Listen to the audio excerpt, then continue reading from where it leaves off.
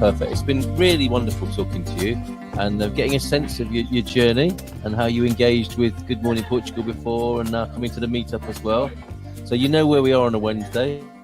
Yes, I do. And you know where we are as a community. So make sure we stay in touch, please. Well, thank you for your efforts in bringing this community together, because you make it easier, more comfortable, less stressful for all of us thank you. by facilitating this. Oh, that's lovely to hear. Thank you. Oh, it's a pleasure. Absolute pleasure. Lovely to hear that. Thank you very much indeed.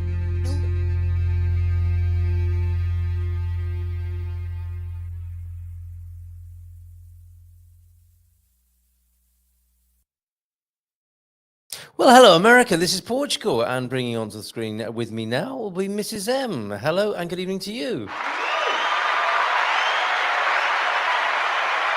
Hello. As soon as you think to yourself, he hasn't put up my microphone, I'm thinking the same thing, and I put up my microphone. I look so red today. Obviously, going in the sun has really, I've obviously got very burnt. I can see it all. It's been a busy day, and it's been a hot one, isn't it? The eldest has been at his the Quinta, where he goes and does his thing on a Tuesday, a kind of outdoor school, really, isn't it? Like a forest school, but and plus much more. Great job over there at the Quinta, on the other side of the bay at Celio de Porto. He came back all red faced and a little bit sunstroked. I think he takes after me a little bit there. And me. We have a sort of lobsterish disposition, don't we? mother from the Far East enjoying the 18 degrees as it was only an hour ago here, I think, in San Martino de Porto. Yeah, and earlier she said it's 33 degrees. Really, was it? Yeah.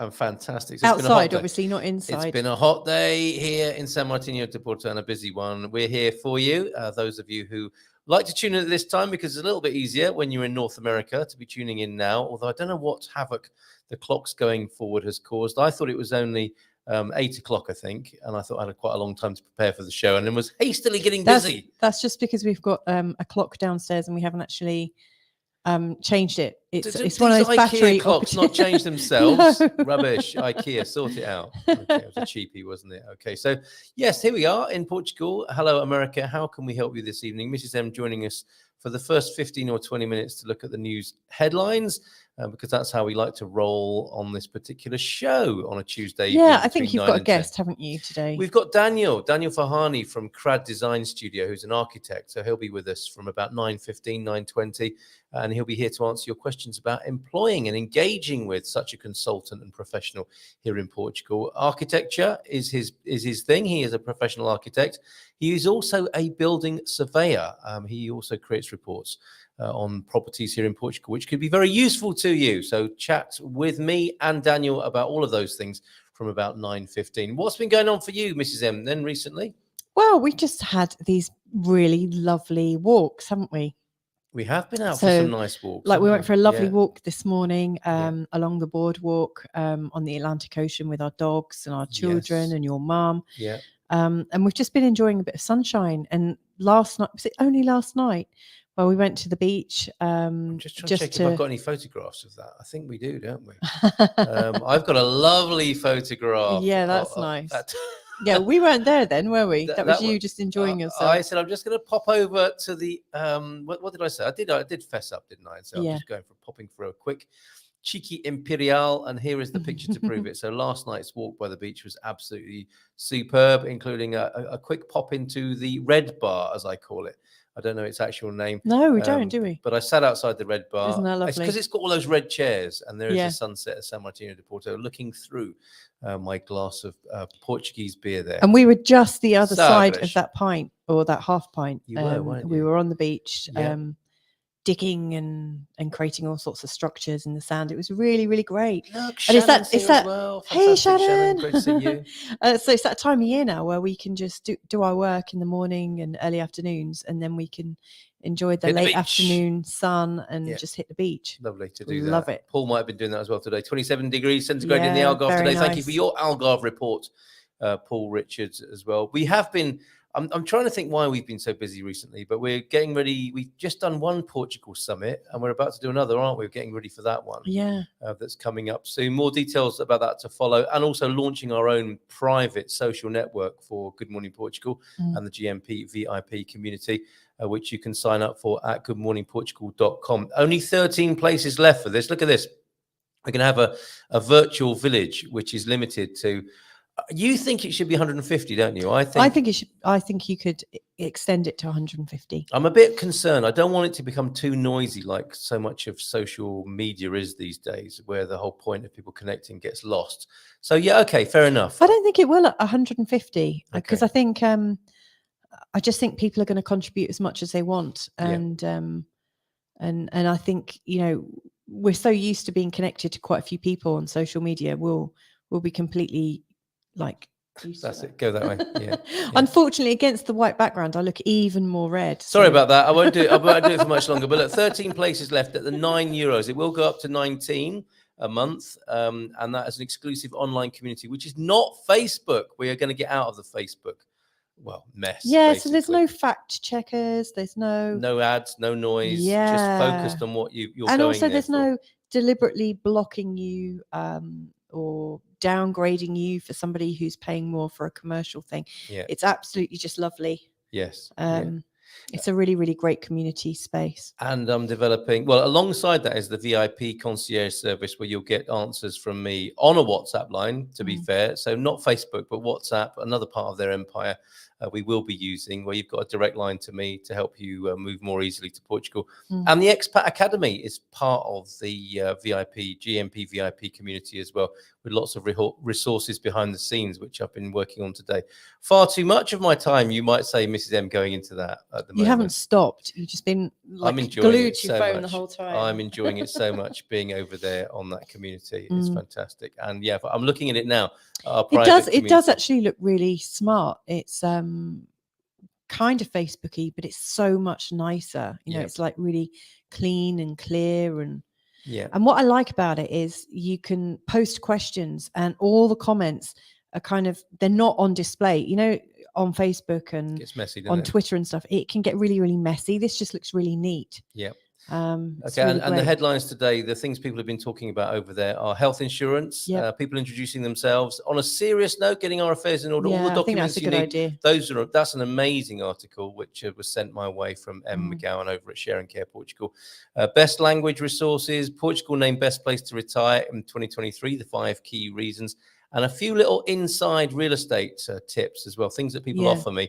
I can't really share them on Facebook generally sometimes because of the how people have shared with me certain information that's only suitable for some people who are looking in a particular area or for a particular kind of accommodation, and it gets a bit messy. So we've got some of those inside track accommodation tips for buying and renting there. And the Portuguese sayings of the day end up there. And one of the stories we're going to be looking at in just a moment, 0% VAT on Portuguese essentials. So should we go there right away now? Yeah, Mrs. let's M? do it. Okay, Bob's here as well. Hey, I was in shorts and t-shirt clear across the Algarve last week. Very enjoyable. And Tom's with us. Hey, I'm sorry it's only 4 degrees, but I hope you're okay there. What's that? And Butard, you say, Tom Smith from Ohio, where it's +4. Yeah, but better than minus, isn't it? Which it has been when we've been in conversation. And lovely to see you here, Shannon. Okay, let's have a look at that first news item then that I want to focus on. The news, some of the news a bit grisly and grim actually at the moment. Do you know what? I think one of the reasons I'm looking so red is also this lighting, because I don't think. Do you want this one? You prefer this one, don't you? Or is that going to make it worse? I don't know. Let's see. Okay, stand by, folks. See if this is making it better. I might glow or worse. Okay. Let me see. Is that better for you? You like that? That's better. It's not quite so red. I look more pink now. Okay. Look at this. Golden Visa investment up 31% in February. Wow. Now, was that before or after? I think that's when the saber rattling began anyway about the Golden Visa. What, people trying to get their last Possibly. Yeah, I think there's going to be more news about the Golden Visa coming up in the next few days and weeks for sure. Oh my goodness, Rod Stewart's still doing it. We've heard that Rod Stewart and Ricky Gervais are coming to Lisbon in the next little while. I thought Rod wasn't very well. He had announced some dates and wasn't very well, but it looks like he's made a recovery. Good for you, Rod. Returns to Portugal in July for a concert in Lisbon, filled with his great hits. Sorry, as you would hope, right? Which one? Which ones were they? Maggie May. Okay, yeah. Sailing yes, as okay. well. Come on, once you, it's like with any greatest hits album, you think, oh no, come on, there's some artists, and you're like, No, I think I could reel off a whole load. People will help us out with Rod Stewart hits, but Rod Stewart and Ricky Gervais heading this way. But that's not what I wanted to tell you about. What I wanted to tell you about was included in the. You'll love this. Tofu. Yes. Yikes. Well, more generally, a number of items have been 0 rated for VAT to help with the cost of living crisis here. Mm-hmm. The Pan Political Party, which I suppose would be called quite rudely the yogurt weaving knit your own sandals party, has proposed to the government that foods based on vegetable protein such as tofu and seitan. Sorry, I don't think you should trust any food called seitan. No, true. Should also have 0 VAT, warning that about 1 million Portuguese opt for a vegetarian diet. Is that out of choice or necessity at the moment? In a statement, People Animais Natureza challenges the government to include vegetable protein-based food products in the list of essential goods that will have 0 VAT, thus also covering about 1 million people in Portugal who have adopted this diet. Well, fair play to them. No harm in that. I thought that was an infographic there, but that's just an advert for what to eat for weight loss. I promise you, Mrs. Emma, I have not been looking at advertisements for weight loss.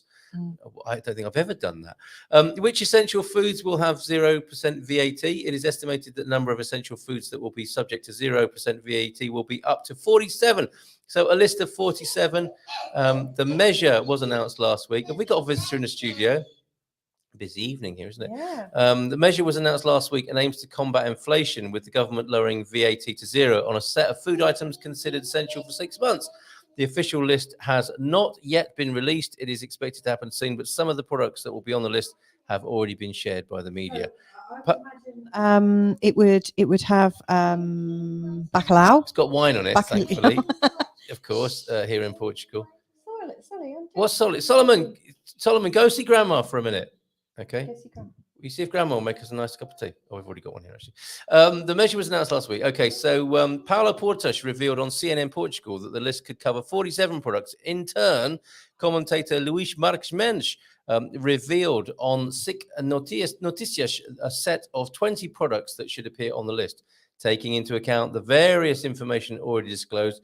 These are the foods. Bread, butter. There you go. Butter should be on it, yeah. Olive oil should be on it. Oh, let's read it. Are you just cherry picking the things you like? I can't see butter on there. It's right down the bottom. It's the first thing that I went to. Bread, potatoes, pasta, rice, carrot, onion, broccoli, cauliflower, courgette.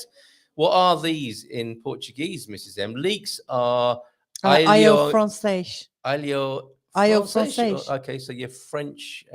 French onion. French onion? Or French garlic. French garlic. Semi-skim milk, light, no gordo, magro, I think. No, that's skimmed. Is it? Okay. Yeah. All right. Not doing very well so far. Yaourt? Is that what Portuguese for yogurt is? Yeah.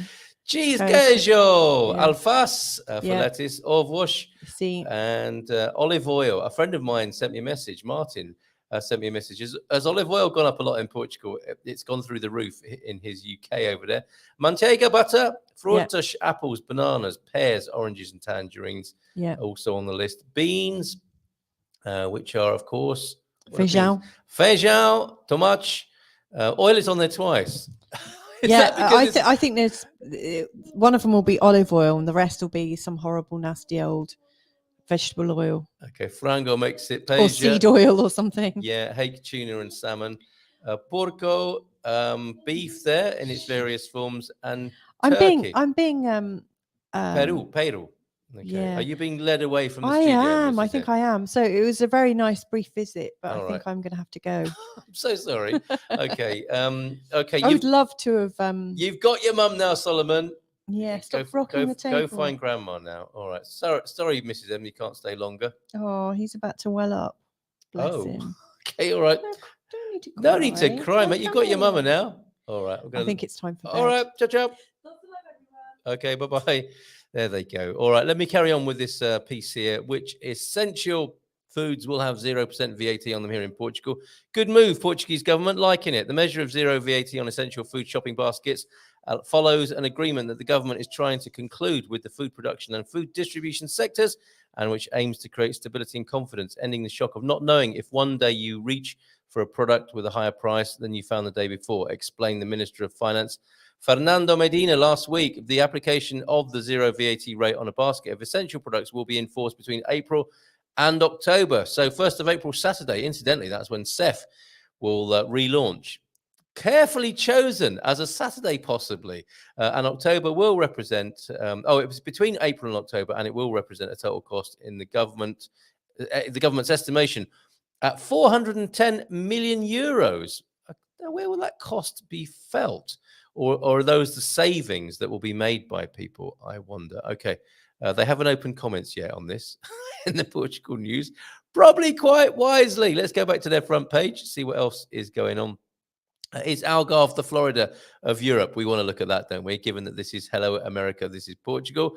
Paul Luckman, founder and the man behind the Portugal news, asking this question. Over the 50 years I've lived here, I've often speculated if the Algarve is the future Florida of Europe. What does he say here? Let's see what you say about that. Jacqueline Branco is in. Chris is in. Capricorn Chris. Ola Bonoit, hello to you. And devout carnivore Tom Smith is talking, I think, about the tofu story. Of note, the US State Department says it is now taking 10 to 12 weeks to process passport applications. Thank you. If you cough up an extra $60, they will shorten it to 6 to 8 weeks. A nice money-making venture there based on their own incompetence. Am I right? And yes, devout carnivore noted. And we've also got Mike. Mike's here with us as well, in Florida, I believe. So you may be interested in this story I'm about to share. Just getting on, running late from the beach. Good on you, Mike. Thanks for being here. And be nice to see you on the other network as well when you've got a moment. And Nubianet's here as well with an hola. A good evening to you, Nubianet. Let's go back to this piece then. I need to keep an eye on the green room to see if our man Daniel is with us yet. Maybe he hasn't put his clocks back either. Okay, back to the story. Back to the idea that Florida could indeed be found in Europe in the form of the Algarve. It looked a bit optimistic at the time when he first said it by the sound of it, yet the potential was clearly here. Southern Spain and Portugal were the obvious candidates. I met with the then president of the Algarve Tourist Board back in 1977 when I started publishing. He told me we are not going to make the same mistakes as Spain. It's been a bit touch and go since then, but this dream in bunny ears was achieved, and the Algarve is winning this prize hands down. Before you reach for pen and paper to disagree with me, it's an old-fashioned way, Paul. Think about it. We have some natural advantages. Maybe he prefers people to write complaints rather than stick them in the comment section. We have some natural advantages over Spain. We have the clean Atlantic. Second, and this is much more important than you may think, we avoided strip development along the coast. Well done, Portugal, for avoiding strip development along your coast in the way that parts of Spain didn't manage to. And our guest who will join us in a moment, Daniel, may have something to say about this. So yes, strip development in Spain, not in Portugal. Along most of the Costa del Sol, the road runs along the beachfront with the resulting heavy development. One of the great attractions of the Algarve is the couple of 100 kilometers of unspoilt countryside and beaches. Without a coastal road, there is no attraction for developers looking to build overlooking the beaches, except in tightly controlled areas, thanks to good planning controls. You may or may not think they exist here. Clearly they do in the Algarve. And most of us flying into Faro at some time or another would have realized simply by looking out of the aircraft window how unspoilt the Algarve is. Well done. Major US publications are pointing at the Algarve is one of the subheadings here. I need to get a move on because I need to talk to Daniel about this. Maybe he'll have something to say about this strip development, and he'll certainly have something to say about planning here in Portugal. Another subheading: America is losing its millionaires. Will they be turning up in the Algarve or even other parts of Portugal? Let me finish by sharing your the last paragraph of this, where Paul does ask for your views on tourism. As I look through readers' responses to our online articles, it's clear that some people think we don't need more tourists wherever they come from. We all know tourism is not 100% good and beneficial, but it brings wealth, business and employment to the Algarve especially. We are committed to tourism and growth is essential. The tourism industry employs thousands of people. There is a demand for more as tourism grows. The Portuguese people are a major asset. We commissioned 2 Gallup polls some years ago. Number one reason for choosing Portugal was the Portuguese people. They are naturally warm and welcoming. If tourism was dramatically reduced, there would be thousands of unemployed people and empty property. Tourism is the future for the Algarve, and if you take an aerial view of the region, you will realize there is plenty of space for well-planned growth. Compare with southern Spain, and you'll realize how well and good planning permission is working. It is said that there are more tourist beds in one Costa del Sol large town than there is in all of the Algarve. What a nice moment to conclude on that prediction there from Paul Luckman of the Portugal News. That the Algarve may indeed be the Florida of the future. I wonder what my guest thinks. Let's bring him on and find out. Hello. Daniyal Farhani of the Crowd Studio, architect and building surveyor. There's been a lot of interest in that latter part, Daniyal. How are you this evening? I'm well. Thank you. It's for your viewers, it's 9:20 here. So I went home, I put my little one to bed, and I came back. Thank you. So, you're back in the office, are you? Yeah. Oh, bless you. Thank you so much for coming back to work then this evening. I have all the setup here, so it's much easier. Thank you so much. I hope it wasn't too disruptive to your family evening. No, not at all. Our child actually came into the studio earlier on. You might have seen that. That's how we roll here. But I like your style there. You get a bit of peace and quiet at the office there. And I can see you're an architect. You've got one of those fantastic blueprint holders right behind you in the screen there, I think. Tell us, before we get started, and I think you might want to comment on that Florida coming to Europe in the shape of the Algarve. Please tell us more generally about who you are and what you do, Daniyal, for those who didn't see you on your earlier appearance on the show. Okay, so we're an architectural and design practice, but our name CRAD is Collaborative Research Architecture Design. And the research part of it is very unfamiliar to most typical architects because we do from material research to artisan research to site research to plot research to etc. So we do all the research. Or if you want to have a proper booklet explanation of what is the most common building material or what is the cheapest common material, and you might not be interested in building at all, we can do the research. We provide architectural services, design services, interior and landscape services. There is 5 directors, 2 of us here in Portugal. So, and then the rest are abroad in London and Germany. That collection of skills and that offering, that complex offering there, or comprehensive rather than complex. Yeah. Did you adapt that especially because of how you envisaged the business here in Portugal, or is that your general approach anyway? No, I from my experience moving around the world, I gathered knowledge and I met good people, and I learned from different people how to run a business. And conclusion was, no man is an island. At the end of the day, you need to collaborate. And what I'm trying to do is bring that collaboration into the practice. So when we do big projects and we tender, big or small actually, if it's a small in London, we collaborate with our team in London. If it's an airport or a train station, we collaborate with the multiple groups, and each director has their own little team. So our little team in Portugal, we're now trying to focus on residential. It's myself and my wife, which is a director, and we do little things, so residential, refurbishment, etc. And then we want to do big things. We bring in our other team in other parts and do bigger projects. And also, if somebody is in Portugal and wants to do a refurbishment in London, that allows us to have maybe some of the labor even here, which will be cheaper than London prices, to do design and collaboration here while we have somebody in London oversee the project. And it all started with us moving from London here. So that's why the connection with London. Before that, I worked in Berlin. So that's why the connection with Germany. And before that, I worked in Australia. But that's way too far for us to.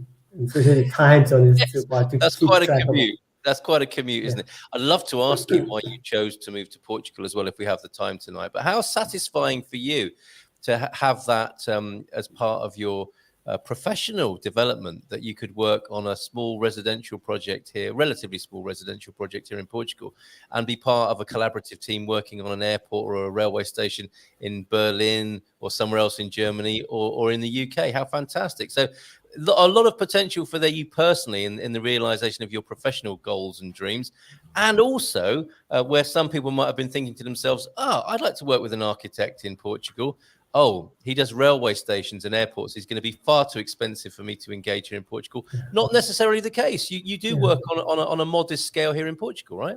Yeah, absolutely. We do small scale residential. If you look at our website, we have, for example, one of the projects, Fin House, which is a flat refurbishment, 2-bedroom flat, and the budget was 25,000. So, oh wow, okay. As low as that is not a problem, because our motto is to provide architectural services and not to really cash in. So our fee at the end of the day, we always reflect the workload. Yes. If there is a lot of workload, the fee goes up. If it's a little bit of work, the fees are small. So it reflects the project and the budget and the workload. So it doesn't make sense for us to be doing airports, because sometimes airports take years and you don't get any pay and no satisfaction at the end. Whereas a small, beautiful house, you get to design the detail, the atmosphere, the quality of the joints and the materials. You have to visit factories and see the stone cutter and the metal worker, and it's very satisfying. This is the project you're talking about, the Fin House. Yeah. So it's a very small project. That's so wonderful, and you can see an architectural influence in there, can't you? This doesn't happen when you just employ your local builder, does it, to come in and do a few bits in your house? Yeah, that detail. So that image you see, and now that'll be on the last email, the image.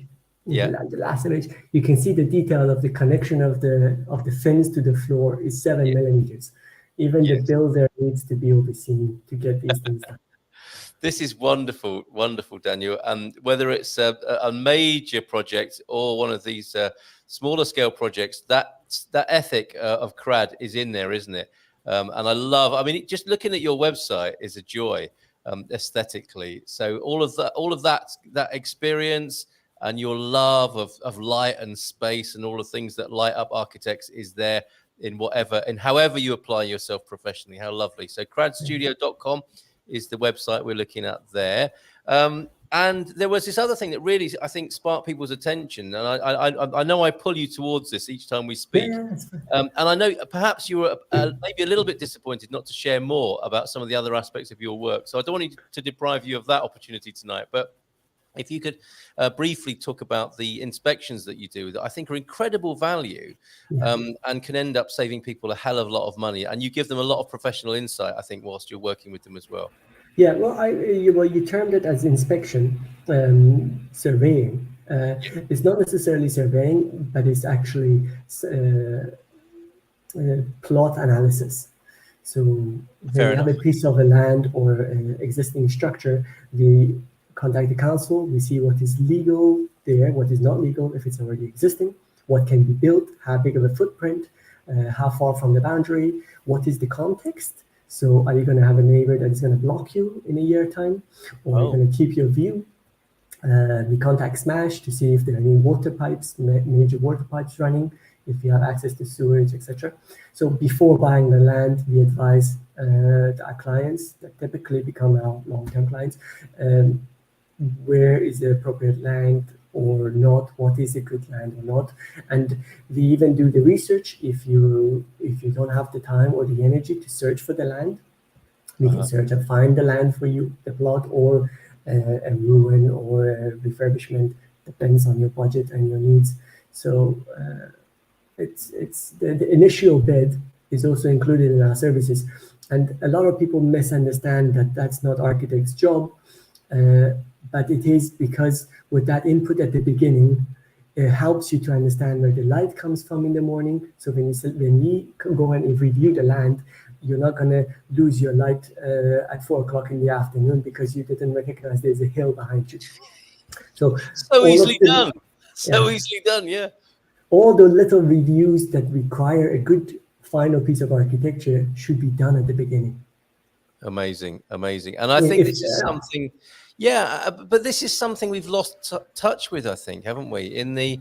I think property programs should take some of the blame here.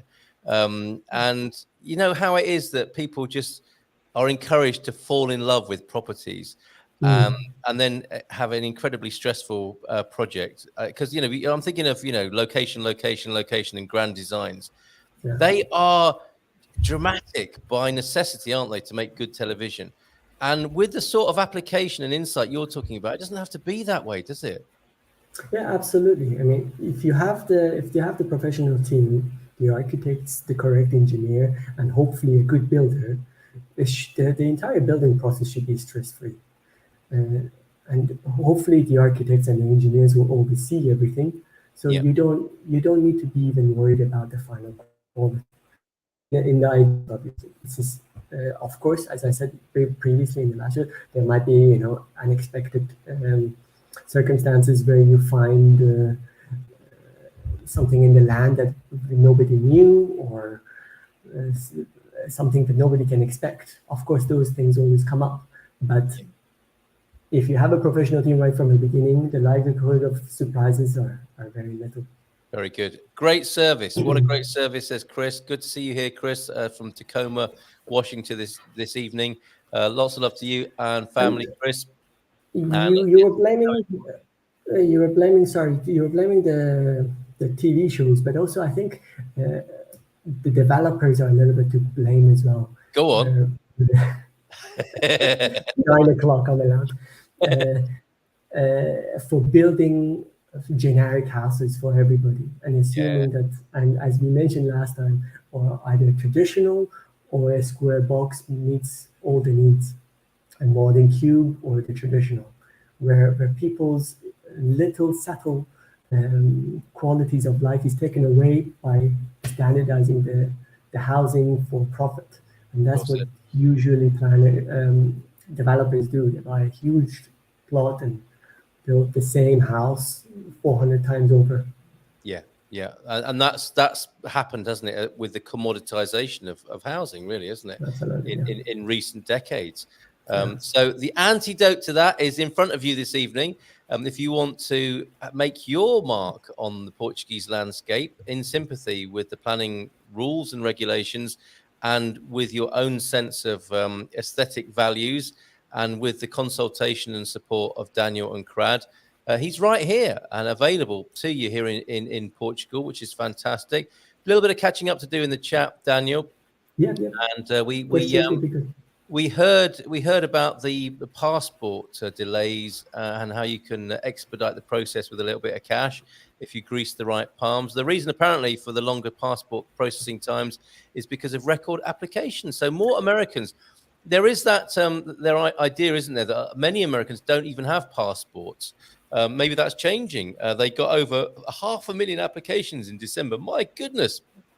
Nubianette saying her passport just expired this week. It's never taken more than 2 weeks, but I live near one of the main processing offices. Also, if you go to a large university for processing, it's faster. That's a nice little bit of insight for us there. First question from Nubianette as well. Does Portugal have strict building rules when it comes to structural integrity and earthquakes? Californian speaking here, of course. So that's on your mind when you're developing and building in California, of course. Is it the same in Portugal or certain parts of Portugal, Daniyal? No, it's much easier here, I have to say, because I grew up in New Zealand, and the building style is very similar to California. We build out of timber, primarily in New Zealand, and where I grew up, lumber is the main building tool, and that's primarily for earthquake and for hurricanes, etc. But in Portugal, the building regulation is not tight at all, and for that fact, they don't even have a building consent process. So once you go through the planning process, which requires generic details and standard wall build-up, the builder can just take that and run with it, build whatever he wants. And the inspection is once, maybe twice throughout the process, somebody looking at the building from outside. Right. So if you don't have the correct team, especially builder and the architect or engineer to oversee the process, you could end up with buildings that are potentially dangerous. Earthquake, however, there are few regulations in place, especially for renovations. but not to my knowledge, nothing close to the States or New Zealand or the UK. Yeah. Okay. Good to know. Thank you for that. Another question from Mike. Will your company assemble a prefabricated home project? Now, we are in the age of the tiny home. We're in the age of the bespoke home. We're in the age of prefabs, and not the prefabs of the UK that have quite a dismal reputation, I think. Prefabricated homes have changed a lot, haven't they, in the last 2 or 3 decades? Is it a thing in Portugal? Is it possible? And can you help with that? Yeah, absolutely. I mean, there's to answer that question, I need to dig deeper in a little bit. Sure. First, we can design a prefabricated house for you and tender, find a builder or a manufacturing company to build it, prefabricate it, deliver it to site and install it, and you can always see it. So prefabricated doesn't need to be a standard. It can be prefabricated, custom made for you. Wow. Music to Mike's ears, possibly. Great, Daniel. Thank you.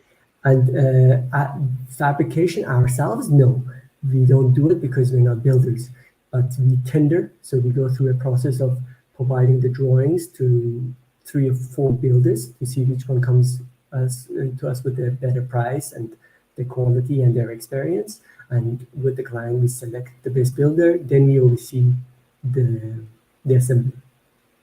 How about that? Some people imagine that this might be a cheaper option. Would you agree? But I guess that's quite subjective, isn't it? It depends. It depends if you have a system, very well-established system, and you want to do a very basic thing. Then yes, it is cheap.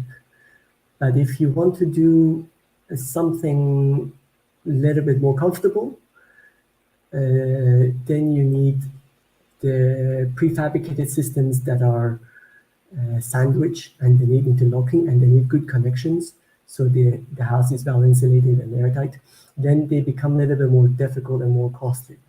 Okay. However, if you build out of traditional in Portugal, a traditional construction is almost even. So it's almost the same price as prefabricated, because the competitiveness of the builders. Yeah. They're so cheap to build traditional housing. And that would be shuttered concrete a lot of the time. Exactly, right? shuttered concrete, yeah. But now they do capoto system, which is you have the block work, they have a layer of insulation, and they have cement on top of the insulation and the render. So you have a degree of insulation, which is good. But if you go to any builder and you say, I want to do the traditional, the price is very low, almost the same as, depending on the region, almost the same as prefabricated. Wow. Okay. And the method you just mentioned then, what was the name of that? That's an alternative with insulation to shuttered concrete. It's a capoto system. It's called capoto. Caputo. Yeah. And that's running at a sufficient scale now to be yes. Everybody do it now. So Caputo. Okay, never heard of that before. Thank you for that. No, a little bit of input from Bob. Sorry, did you want to add more to that? I beg your pardon. No, I wanted to say that the best path for prefabricated is get an architect to do the prefabrication for you. Right.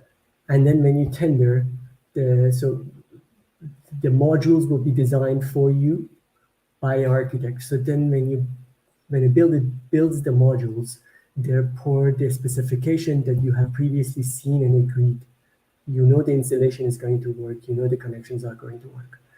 Because some of the prefabricated companies I see out there right now have a piece of tin metal on both sides with foam in the middle, and that is your wall. And that's really not sufficient to be a wall, in my view.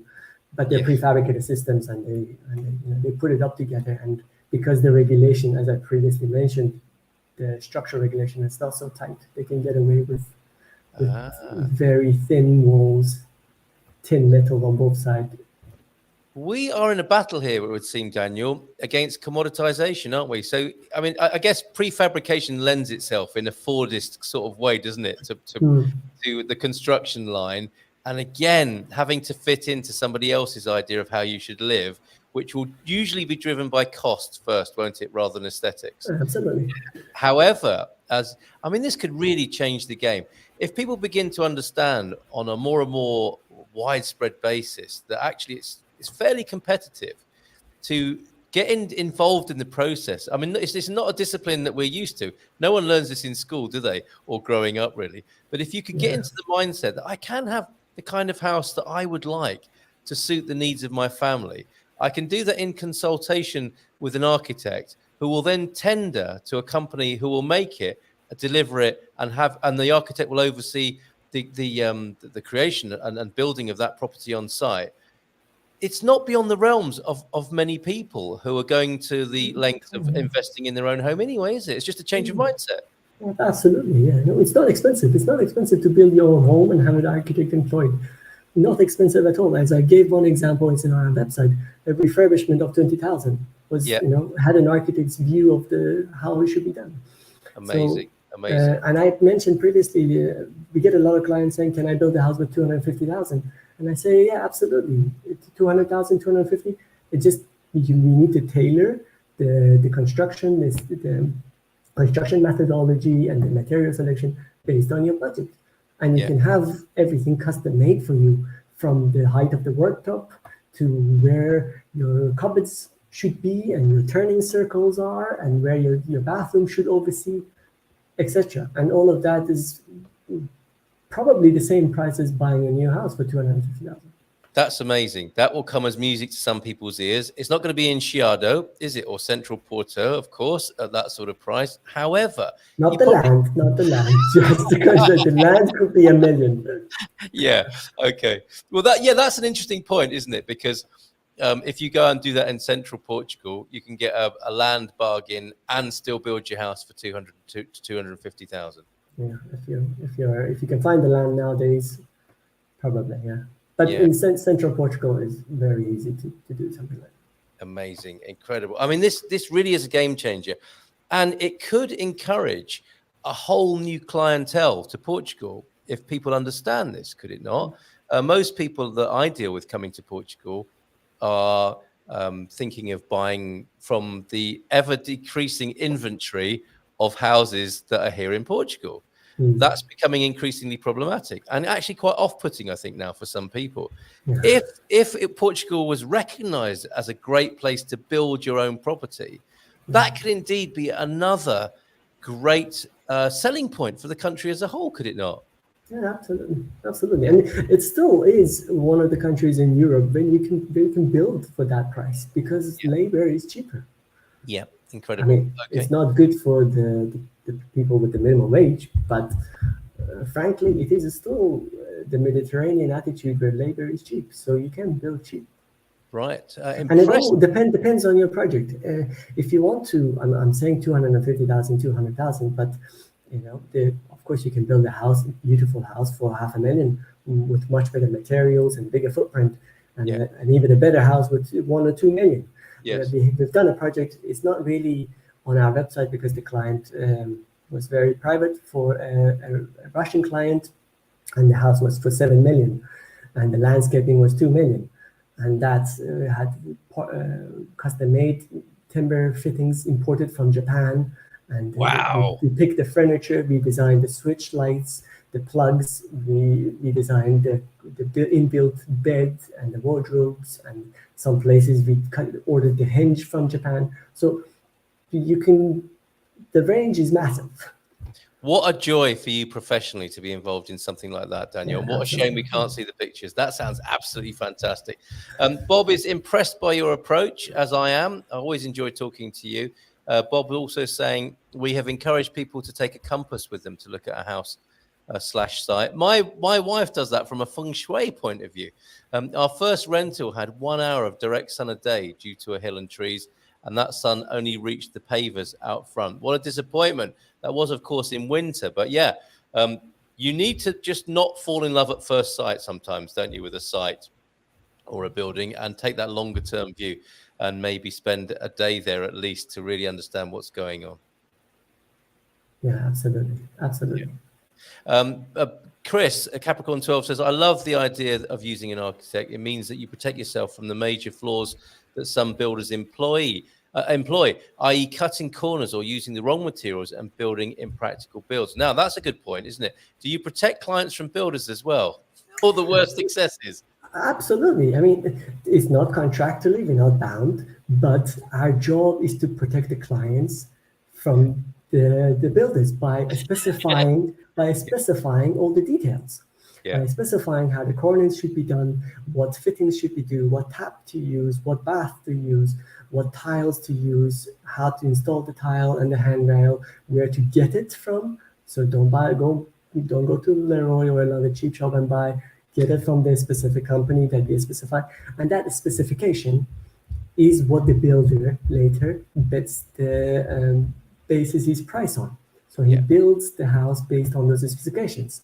And if he deviates from those specifications that we decided with the client, then we can point a finger at him. Hey, you're cutting corners. This is not the bathtub or the tap or the sinkware or the flooring or the installation that we specified. This is much cheaper alternative. Could you please go get the one we said? What is this Leroy Merlin kitchen doing in here? This is not what we asked for. Fair enough. Okay, good point, Chris. Well made. T-Duck is with us. Most unusual. Home orientation is very important, says T-Duck, who can't believe that he's up this late. A long day, but a fascinating guest here. Daniyal Farhani from Crad Design Studio, who's eager to engage with you on wonderful projects, I think, all over Portugal, right? Daniyal, you'll work anywhere in this country. Eurico Morte is here. Good morning. Good morning. I'm so used to saying good morning. Good evening to you. Boa noite. Did you know the great Cesar Vieira's work? And would that be a notable? Okay, I can't say that I do. Tell us about the great Cesar Vieira, if you don't mind, Daniyal, for a moment. So Cesar is a Portuguese architect that won the Pritzker Prize, and it's the equivalent to Nobel Peace Prize for architects. About 23 years ago, maybe, and just estimating, right? And Cesar does very white, clean designs. And if you go back to the early 90s, that was the trend in architecture. So he was ahead of his time about 15, 20 years. What we're building now, he did in the mid-90s. And for that, he was recognized as visionary. But beyond that, he has a respect for the context and how to be gentle in context and how to provide a white cube or architecture. And I think white suits Portugal because of its sky and its ground.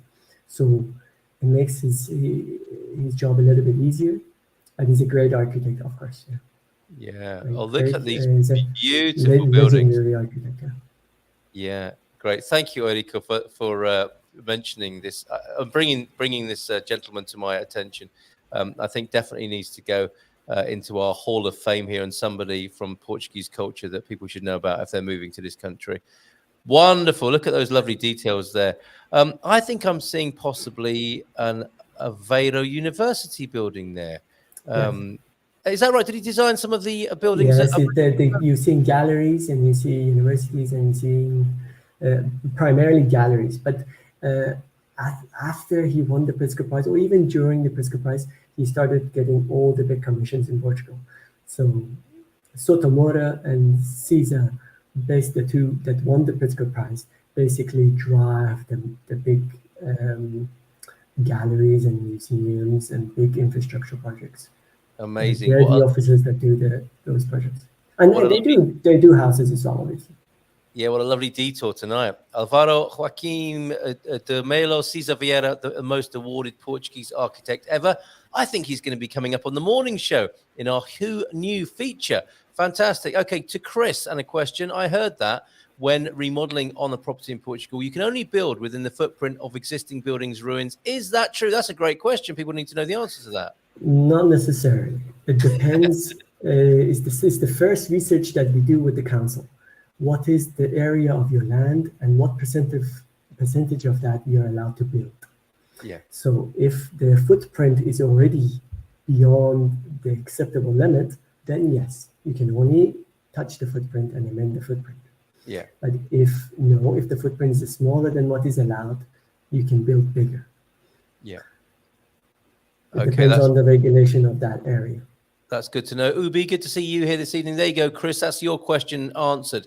And one of the secret weapons of the Crowd Practice and Design Studio is that, of course, your fellow director and wife, partner in life and in work, native Portuguese speaker, which really helps, right, when dealing with these offices that you're talking about. Absolutely. And I'm learning Portuguese, but my Portuguese is nowhere near that I can navigate my way the way she does with builders and contractors and with different parties of the council and the water system and electricity.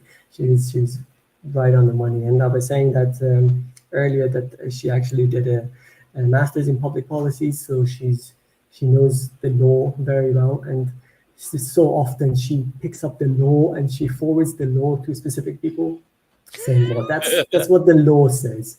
Yes, fantastic! What a great ally to have in your team. Just to give a quick introduction, she's he's done.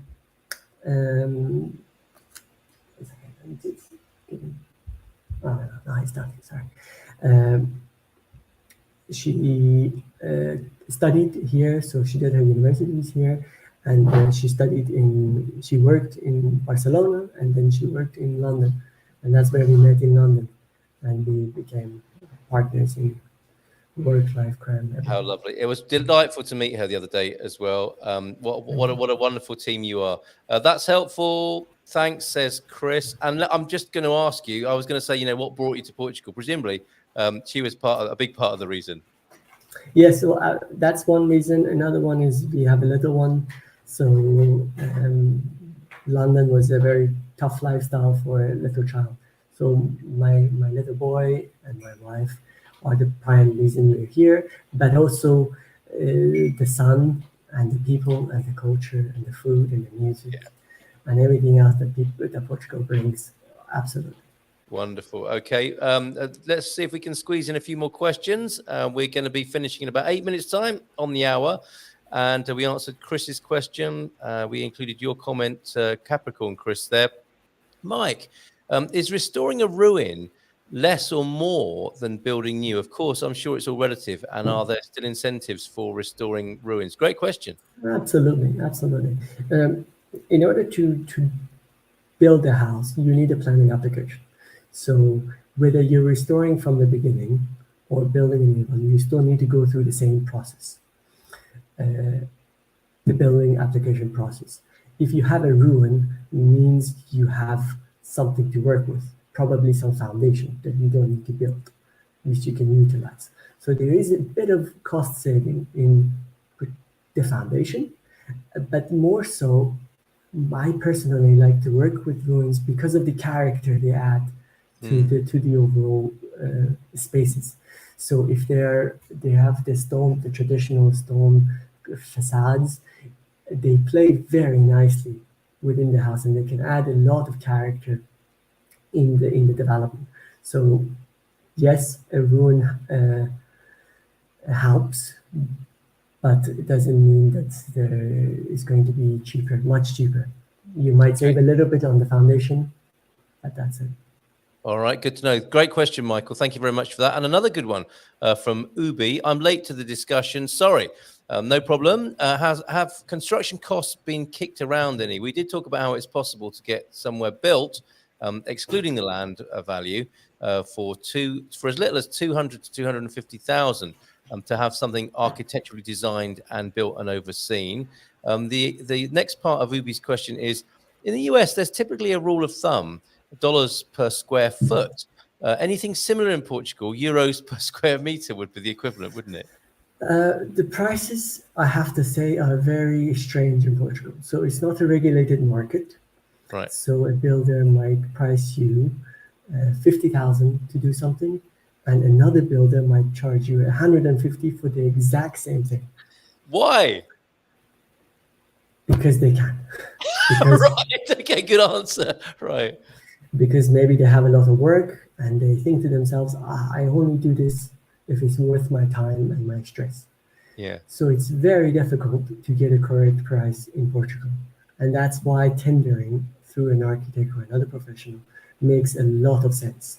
Mm-hmm. Just to give you an example, we have a refurbishment close to a fall, and we tendered two builders because the client wanted to build it very fast. So his deadline was, I want it finished in 3 months.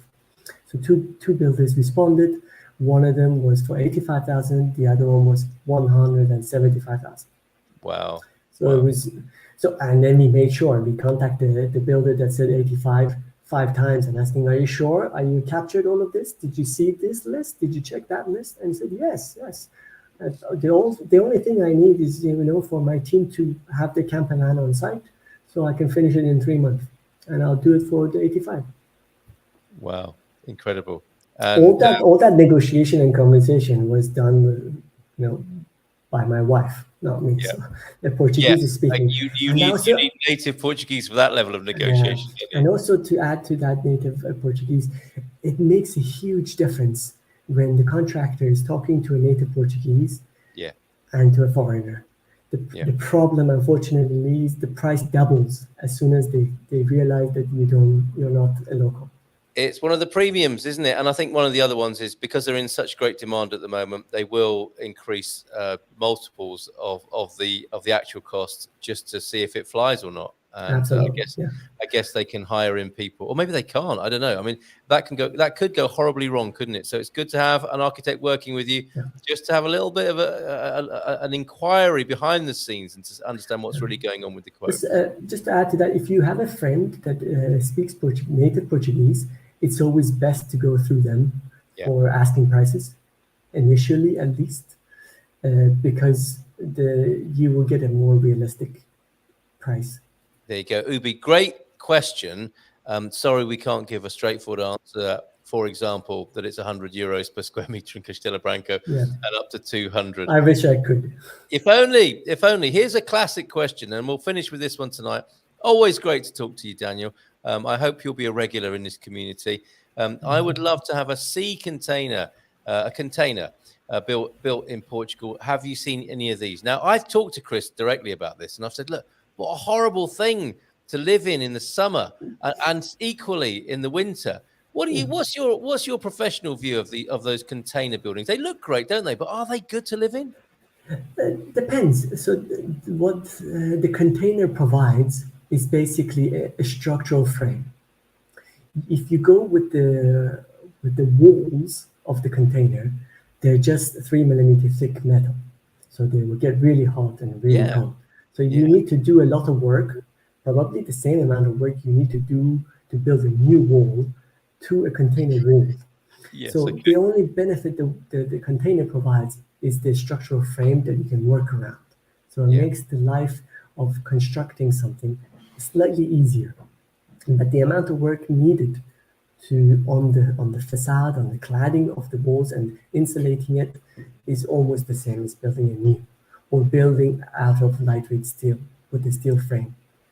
So rather than buying a container that has the frame, you buy that 6 steel that get bolted together. Then you build your walls the way you want.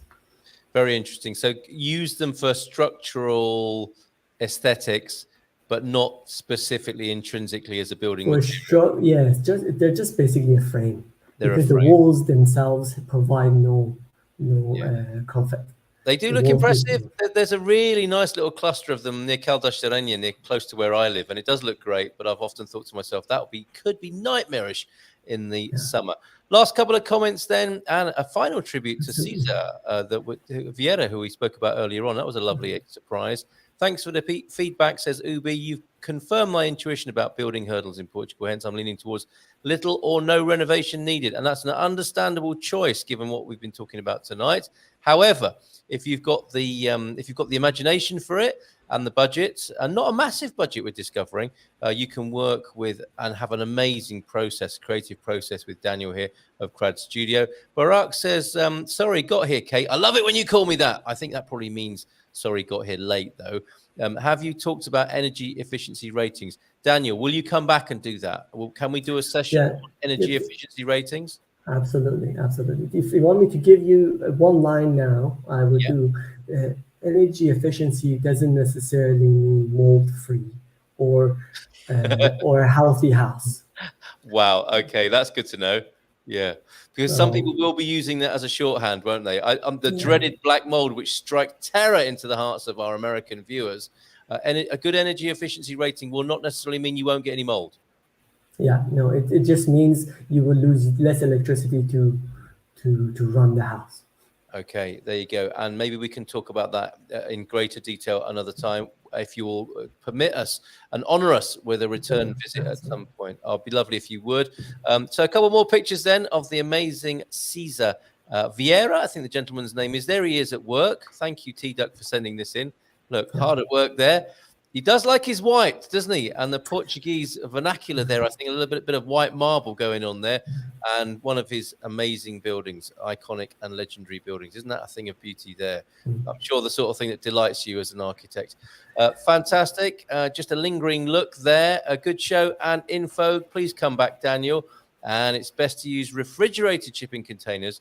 They're already insulated. That's a smart move. Nice hack there. And sorry, Carl, fat thumb mistake. Don't worry, I'm not offended at all in the slightest, Barak. Thank you for being here in the short time that you were. Daniel, great job tonight. Thank you so much. Thank you very much. Appreciate you. All my best regards to everybody at the studio there. And we'll see you again soon. Another time. We need to bring the Hello America, This is Portugal show to a close for now. And we'll see you next Tuesday evening between 9 and 10. We're just going to play you a quick Munson's Money moment, which is a reminder that if you're changing your currency from dollars to euros, use Spartan FX, our preferred currency partner. In fact, any kind of currency, pretty much, you can use Spartan to do the deal and save you a lot of money compared to banks. Daniel, thanks again. Take care. Bye for now. Thank you, everybody, for tuning in. We need to go to the Portugal Club now. Daniel, if you could stick around in the green room for a moment, I'd be delighted. Okay, all right. Bye for now, everybody.